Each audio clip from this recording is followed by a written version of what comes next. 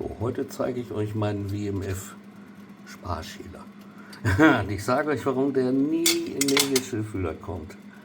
Weil dieses tolle Teilchen, was glaube ich schon 15 Jahre alt ist, hier zwei kleine Schräubchen hat. Und die lockern sich irgendwann, merkst du aber nicht. Und wenn dir die einmal in den Spüler fallen und du suchst die da raus bis in die letzte Ecke, dann wirst du wahnsinnig. Und dann sagt man lieber, ist nicht ganz so sauber, ich wasche dich mal lieber mit der Hand.